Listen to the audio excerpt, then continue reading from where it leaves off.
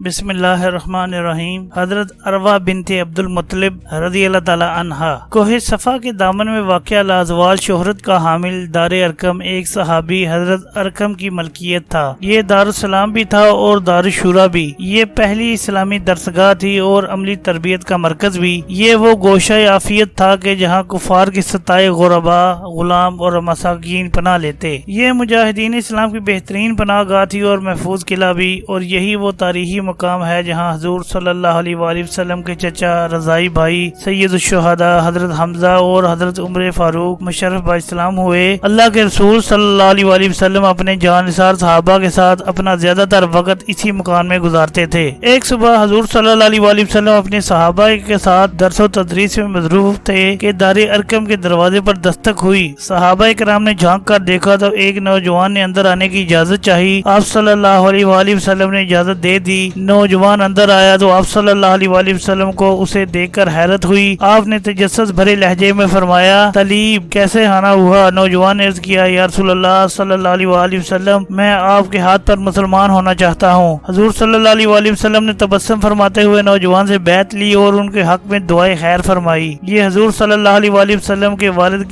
کی حقیقی بہن یعنی آپ صلی اللہ علیہ وآلہ وسلم کی پھوپھی حضرت عروہ کے صاحبزادہ تھے۔ حضور صلی اللہ علیہ وآلہ وسلم کے ہاتھ پر بیعت کر کے گھر تشریف لائے تو والدہ محترمہ نے دریافت کیا، کہاں چلے گئے تھے؟ بولے، اماں جان، میں حضرت محمد صلی اللہ علیہ وآلہ وسلم سے ملنے چلا گیا تھا اور میں نے اپنے ماموں زاد بھائی کے ہاتھ پر بیعت کر لی ہے۔ اب میں مسلمان ہو چکا ہوں۔ میں گواہی دیتا ہوں کہ وہ اللہ کے سچے رسول ہیں۔ حضرت عروہ نے بیٹے کے مسلمان ہونے کی خبر سن کر تعجب بری نظروں سے انہیں دیکھا۔ وہ اپنے بھائی ابو لہب کی سربراہی میں مسلمانوں پر ڈھائے جانے والے ظلم و ستم سے اچھی طرح واقف تھی۔ انہیں ابو لہب، ابو جہل سمیت اپنے خاندان اور قبیلے کی حضور صلی اللہ علیہ وآلہ وسلم سے دشمنی کا بھی علم تھا۔ وہ اس وقت تک مسلمان نہیں ہوئی تھی، لیکن اپنے لختے جگر کو ستائش بری نظروں سے دیکھتے ہوئے گویا ہوئی، اے میرے جانے جگر، میں جانتی ہوں کہ تم نے اپنے لیے کانٹوں بھرے راستے کا انتخاب کیا ہے، لیکن اب جب کہ تم اس راستے پر چل پڑے ہو تو تمہارا فرض ہے کہ اپنے ماموں کے بیٹے کی مدد کرو۔ تمہارے بھائی حضرت محمد صلی اللہ علیہ وآلہ وسلم مخالفتوں کے طوفان میں گرے ہوئے ہیں، ان کے اپنے بھی دشمن ہو چکے ہیں، اس لیے وہ تمہاری تائید اور حمایت کے سب سے زیادہ مستحق ہیں۔ اللہ کی قسم، اگر میں قدرت رکھتی اور مجھ میں مردوں جیسی طاقت ہوتی تو میں اپنے یتیم بھتیجے کا تحفظ اور دفاع کرتے ہوئے انہیں ظالموں کے ظلم سے ضرور بچاتی۔ بیٹے نے حضرت عروہ سے کہا، میری ماں آپ کو اسلام قبول کرنے اور ان کی اتباع میں کون سی چیز مانے ہے، جبکہ آپ کے حقیقی بھائی حضرت حمزہ پہلے ہی مشرف اسلام ہو چکے ہیں، بس اب آپ بھی کلمہ پڑھ لیں۔ عروہ نے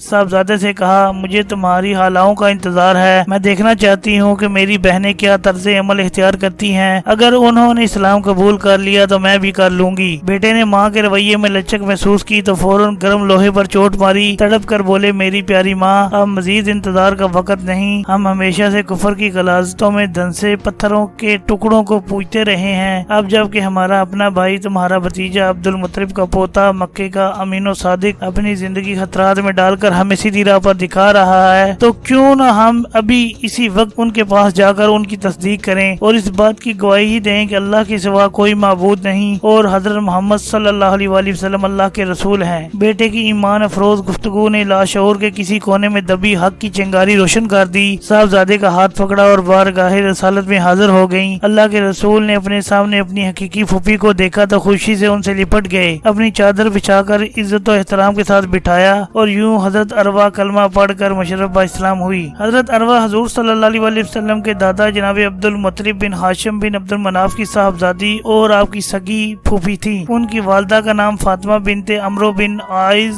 بن عمران بن مخزوم ہے۔ حضرت عروہ کا زمانہ جاہلیت میں عمیر بن وہب بن عبد المناف بن قصہ سے نکاح ہوا اور ان سے ایک لڑکا طلیب پیدا ہوا۔ بعد ازاں ارطا بن شرجیل بن ہاشم بن عبد المناف سے نکاح ہوا جن سے ایک بچی فاطمہ پیدا ہوئی۔ بعض کتب میں شوہر کا نام کلدہ درج ہے۔ حضرت عروہ مکے ہی میں مسلمان ہو گئی تھی اور انہوں نے مدینہ کی جانب ہجرت بھی فرمائی۔ ایک دن رسول اللہ صلی اللہ علیہ وآلہ وسلم مکے کے بازار سے گزر رہے تھے کہ راستے میں ابو جہل مل گیا۔ اس نے نہ صرف آپ کی توہین کی بلکہ ایذا بھی پہنچائی۔ نوجوان طلیب کو پتہ چلا تو ضبط نہ کر سکے، ایک لکڑی اٹھائی اور ابو جہل کے سر پر اس زور سے ماری کہ اس کا سر پھٹ گیا اور وہ خون میں لہو لہان ہو گیا۔ مشرکین مکہ نے طلیب کو پکڑ کر زد و کوب کرنا شروع کر دیا۔ ابو لہب بھی وہاں موجود تھا۔ اس نے نے بیچ بچاؤ کروایا۔ یہ پہلا موقع تھا کہ ابو لہب کو حضرت طلیب کے اسلام لانے کا علم ہوا۔ حضرت حمزہ کے بعد طلیب کے اسلام لانے سے ابو لہب کو شدید جھٹکا لگا۔ طلیب مضبوط و توانا جسم کے مالک، نہایت نڈر اور خوب رو نوجوان تھے۔ ابو لہب کو یقین تھا کہ یہ بہت جلد حمزہ کی جگہ لے کر مسلمانوں کو شدید نقصان پہنچائیں گے، اس لیے ان کے اسلام لانے سے اس کی امیدوں پر پانی پھر گیا۔ ابو لہب ابھی اپنے بھانجے طلیب کے مسلمان ہونے کا غم نہ بھول پایا تھا کہ کسی نے اسے بتایا کہ طلیب کی ماں اور تمہاری بہن بھی اسلام قبول کر چکی ہے۔ اسلام کا ابتدائی زمانہ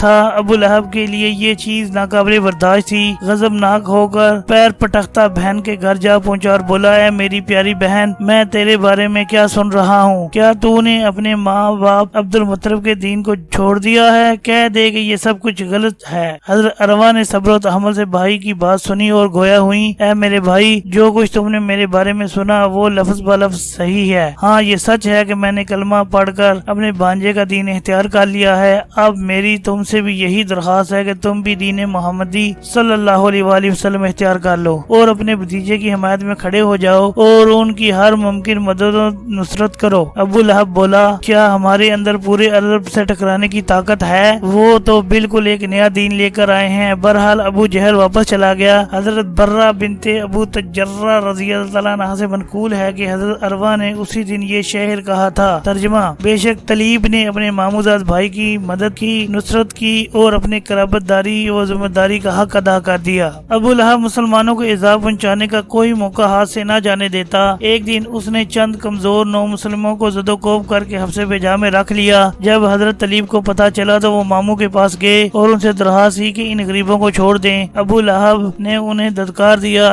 جوان ہون تھا، غریب مسلمانوں کی حمایت میں مشرک ماموں کو پیٹ ڈالا۔ مشرکین نے بڑی مشکل سے ابو لہب کو ان سے چھڑایا۔ وہ اپنی اس بے عزتی کی شکایت لے کر بہن کے پاس جا پہنچا۔ حضرت عروہ نے جواب دیا، میرے بھائی، طلیب کی زندگی کا بہترین وقت وہی ہے جب وہ حضرت محمد صلی اللہ علیہ وسلم کی مدد کرے۔ اسی طرح ایک دن اوف بن کرہ سہمی نے حضرت صلی اللہ علیہ وسلم کی شان ایک دفعہ نازیبا الفاظ استعمال کیے تو حضرت طلیب نے اسے مار مار کر زخمی کر دیا۔ اوف زخمی حالت میں حضرت عروہ کے پاس پہنچا اور بیٹے کی شکایت کی تو مومن ماں نے جواب دیا، تم نے اس کے ماموں کے بیٹے کی شان میں گستاخی کی اور طلیب کا اپنے بھائی کی مدد کرنا فرض ہے۔ ایک دن قریش کے چند لوگ حضرت عروہ کے پاس پہنچے اور ان سے کہا، کیا آپ کو معلوم ہے کہ طلیب نے حضرت محمد صلی اللہ علیہ وسلم کی حفاظت کی ذمہ داری لے کر اپنے آپ کو قبیلے کا دشمن بنا لیا ہے؟ حضرت عروہ نے جواب دیا، میرے بیٹے کی زندگی کا وہ سب سے بہترین دن ہوگا جب وہ اپنے ماموزاد بھائی کی دفاع میں جنگ کرے گا، اس لیے کہ اس کا بھائی حضرت محمد صلی اللہ علیہ وسلم اللہ کی طرف سے حق لے کر آیا ہے۔ ایک دن حضرت عروہ کے صاحبزادے حضرت طلیب کو معلوم ہوا کہ ایک مشرک ابو حاب بن غریر